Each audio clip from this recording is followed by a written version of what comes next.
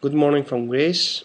I would like to thank the organizing committee for the opportunity to present my paper, The Cretan Society Facing Total War and Occupation 1941-1945 in this conference. It's a part of my postdoc research concerning Crete during war and occupation. I'll start right away. In 1991, 50 years after the Battle of Crete, a symposium commemorating that anniversary took place at the University of Cambridge. Professor David Holton, whom we honor in this conference, edited the proceedings and made an introductory speech to that symposium, underlining the ties between the University of Cambridge and the island of Crete. In his speech, he referred to the Cretan resistance, which, and I quote him, began on the day the Germans invaded and continued unabated until the last occupying forces left. End of quote. During the same year, a nowadays classic book, Anthony Beevor's Crete, The Battle and the Resistance, was published, based primarily on British sources. The Battle of Crete and the consequent resistance of the Cretans, in close cooperation with the British allies, was highlighted and celebrated. Where are we today, more than 20 years later, concerning the research of this so important and fascinating period in Cretan history? In this paper, I will try to present some features of the life in occupied Crete, as I try to reconstitute them from various sources, Greek sources, British sources, German, official and private, including memoirs and interviews. We can assess now this period as not only one of bravery, but also of extreme hardship in everyday life, causing pain and fear. We must acknowledge the existence of collaboration and complicity, especially of a part of the local authorities, aiming to the submission of the Cretan society and resulting also to the annihilation of the ancient Jewish community of the island. We should also try to understand the reactions of the rural population in the context of a resistance of a traditional world against its violent adjustment to external forces, and therefore to interpret accordingly the acts of passive resistance against the control of workforce and agricultural production. When Crete was occupied in 1941, it was a poor traditional society. Its national integration was accomplished only in 1913 and not without turmoil, while the last members of the once large Muslim minority were forced to abandon the island by 1924. Nevertheless, the population of the island was steadily augmenting, and in the 40s, Crete had approximately 450,000 inhabitants, which is one of the biggest densities of rural population in Europe. Life expectancy was low, under 50 years, and more than half of the population was under 30. Cretan society and economy was almost totally agricultural, a mosaic of small and very small dispersed lots of olive trees and grain cultivation. Most of the households were very poor and self-sufficient, and a small portion of the agricultural products were sold in the market. Roads and vehicles were rare, and villages poorly connected to the island cities. These conditions formed accordingly the island's archaic social relations with their inner codes of locality, kinship, and manhood. This traditional society faced in May 1941 a high-tech airborne assault from the most modern army of Europe, the Reich's Luftwaffe, Reichsmarine, and Wehrmacht, and was set under double occupation, German and Italian. The Battle of Crete and the fierce resistance of the local society will not be analyzed in this paper, as it is the best known incident throughout the war. I only wish to link this reaction to the frustration and anger felt by the Cretans, due, among other causes, to the abandonment of the Cretan division in mainland Greece, a burst of a society in disarray. After the battle was over, Crete was heavily occupied by the Axis, as no less than 75,000 soldiers were stationed in the island in the peak of 1943. That is the equivalent of the 1/6 of Crete's population then. Immediately after the battle, the German army, infuriated by its losses, both in special troops and prestige, began a series of collective exemplary reprisals, namely executing civilians and razing villages to the ground. It is often stated, and rightly so, that those events were a turning point in the barbarization of the war in early June 1941, before Operation Barbarossa unleashed hell. These unprecedented events shocked the Cretan society and caused a genuine hatred towards the occupying forces.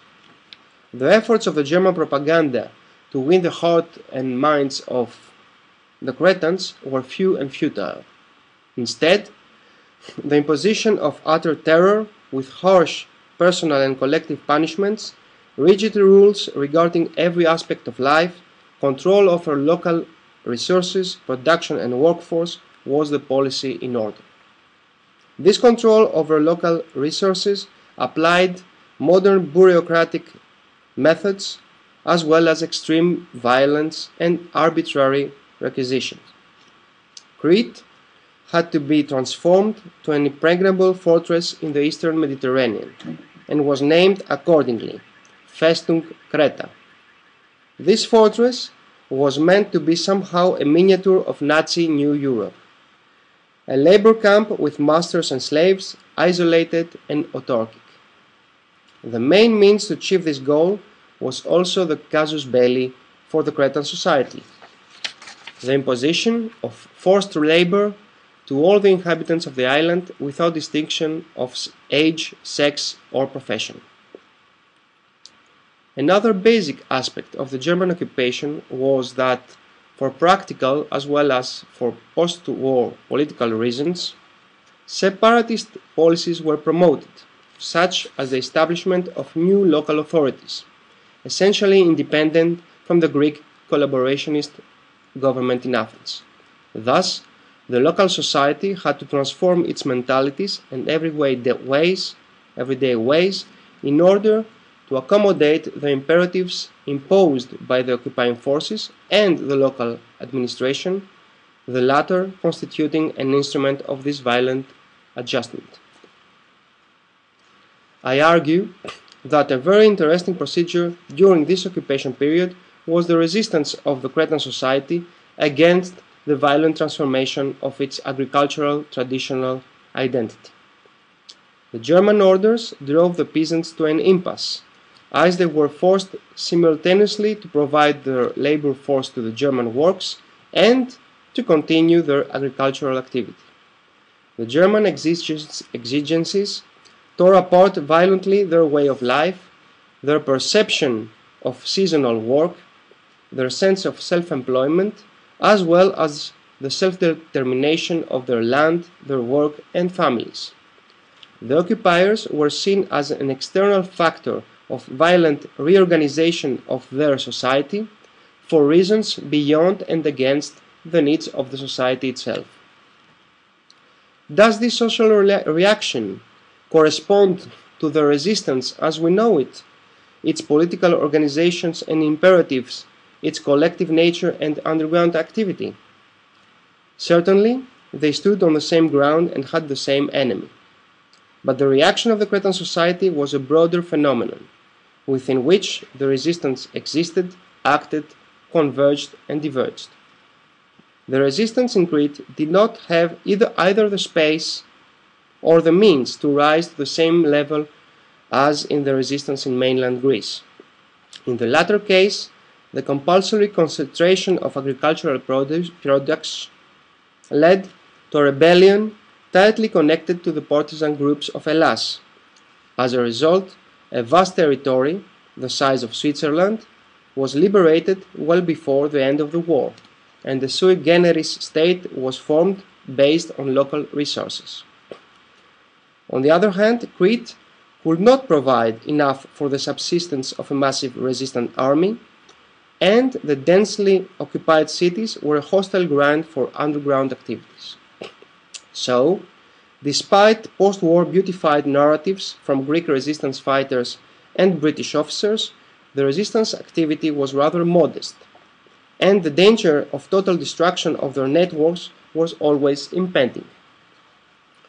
The constant postponement of the much-awaited Allied invasion in Crete produced dismay, distrust, and momentary hostility towards the resistance, especially whenever sabotage actions gave the pretext to the Germans to unleash their terrible reprisal operations. Our topic, the reaction of the Cretan society, has no glorious moments to be commemorated, no distinguished heroes, but in the end it was effective like only social phenomena can be. At this point, I would like to stress again the belated integration of Crete to the Greek state. This integration was not without conflicts, especially concerning the issue of obligatory military conscription and the participation of Cretans to the endless wars, the Balkan Wars, the Great War, and especially the Asia Minor campaign. In the wartime civil conflict known as Ethnikos Dichasmos, Crete was identified as the stronghold of the Venizelist camp and became a target of the royalists and after that of the Metaxas dictatorship. The Cretan rebellion of 1938 confirmed this disunity that continued until the occupation, with a feeling of betrayal and abandonment from the Greek state. Thus, the Cretan society was predisposed to hostility and resistance to the authority of the state, and preserved a sense of autonomy. Its transition to a modern state was partial and disrupt. These existing traditions of rebellion were therefore transformed to resistance to the occupation forces and their orders. The transformation of Crete to a fortress presupposed a series of ostentatious works, defensive fortifications, camps, airports, roads, fuel bunkers, naval bases. Additionally, the damages from the Battle of Crete had to be repaired. The first military commander, Luftwaffe General Kurt Student, issued a decree in 17 June 1941 ordering obligatory labor to all inhabitants without exceptions of age, sex, or profession. That was literal. Women were not preferred for hard manual work, but the age of boys taken to forced labor dropped from 16 to 12, and as we will see, even 8 to 10-year-old boys were forced to work. All Cretans had to obey the orders given to them by the local authorities. Forced labor was expanded to include Sundays and extra to usual working hours. Various orders specified each period the quotas of the workers from each village and town in an arbitrary way. Forced labor was also imposed to villages as a collective punishment for resistance activities and to inmates without any compensation. As this measure was implemented simultaneously with the first German reprisals, it was from the beginning experienced as a form of a humiliating punishment, a hated obligation under the name of agaria, corvée labor, a medieval word for serf obligation. Disobedience was considered as an act of sabotage and punished even by death. The remuneration was so low that was not even collected, except when it was paid in kind. The local authorities tried to disperse the days of forced labor throughout the year on Sundays and feast days in order to avoid their coincidence with the periods of intense agricultural activity. But in any case, the German exigencies for workforce had absolute priority to any other activity. The urgent German needs pressed hard upon the local authorities. The prefectures formed committees of forced labor that conscripted all citizens, and according to fascist corporatist models, phalanxes of labor were formed by the municipal authorities, the local labor unions, and other professional chambers.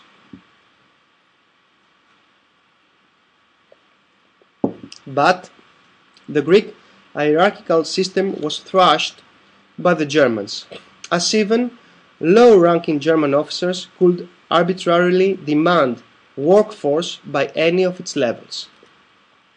Large labor camps were gradually formed near the big work sites, such as the airports in Heraklion. The conditions were harsh. The workers were not properly fed, were brutally treated and imprisoned, and did not know when they were to be released.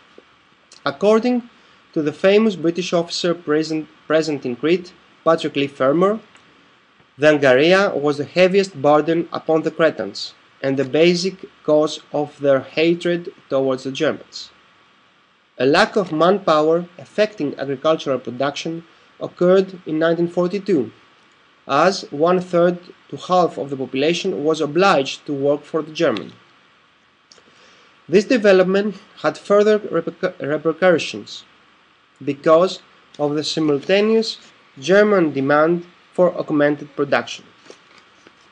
The notorious collaborationist prefect of Heraklion and later general governor of the island, Yannis ordered the village headmen to supervise agricultural work on Sundays, holidays, and overtime, and to punish the negligent.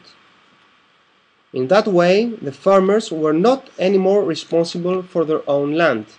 The negligent and the idle ones could lose their lots. The times were critical, Kazantzakis emphasized, contrary to the good old times. In the same trend, the German authorities ordered the coffee shops in the villages to open after 7 in the afternoon on weekdays and 2 on Sundays. Despite the firmness of the Germans, the willing collaboration of the upper echelons of the local authorities, the severe punishments and the constant terror, this operation of enslavement of the Cretan society practically failed. The resistance to this procedure was spontaneous, more individual than collective, but also stubborn and constant.